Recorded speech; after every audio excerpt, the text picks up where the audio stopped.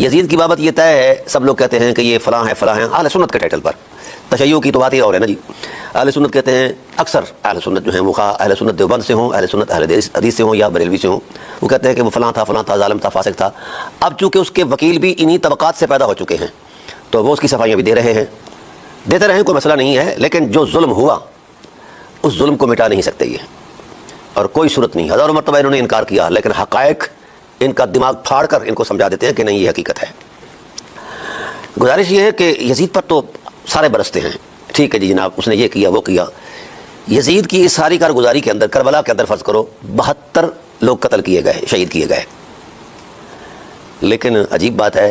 جو شخص 72 لوگ قتل کرے اس کے لیے تو سارے لوگ جو ہیں مواخذے کی زبان بولتے ہیں اور کہتے ہیں کہ جناب یہ ظالم ہے، یہ فلاں ہے فلاں ہے۔ تو 72 لوگوں کو قتل کرنے والا ظالم ہے، تو جس نے 72,000 قتل کیے ہیں صرف اقتدار کے لیے، اس پر کسی کا کوئی نہ تبصرہ ہے، بلکہ اس کو حرمت معاب بنانے کے لیے اصحاب رسول کا قتل عام بھی جائز سمجھا جا رہا ہے، اور اس قتل عام پر بھی ثواب کی نویدیں سنائی جا رہی ہیں۔ یہ ہے ہمارے علماء کا نبوی دین کی بجائے اموی دین۔ لگتا ہے میرے مسلک کے ہونہار علماء نے یہی سمجھ رکھا ہے کہ اموی حکمران جو مرضی کر جائیں، شریعت کا مذاق اڑائیں، قرآن کی توہین کریں، رسول کی توہین کریں بالواسطہ، یا جناب والا صحابہ کی توہین کریں، ہاں جی، اور تابعین کی توہین کریں، اور بچوں کو قتل کریں،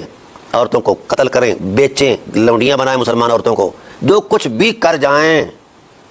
یہ ہمارے اہل علم جو ہیں اس کو ثواب ہی کے ٹائٹل پر بیان کرتے ہیں کہ بہت بڑا ثواب ہے، کیونکہ مجتہد نے یہ ارتکاب کیا ہے۔ اور میں کئی مرتبہ اس بات کی وضاحت کر چکا ہوں کہ اجتہاد علمی مرتبہ ہے، اور اس اجتہاد کے لیے جو مطلوبہ علمی قوائف ہیں اس کا 3% بھی ہمارے بریلویوں کے مجتہد کے اندر نہیں ہے۔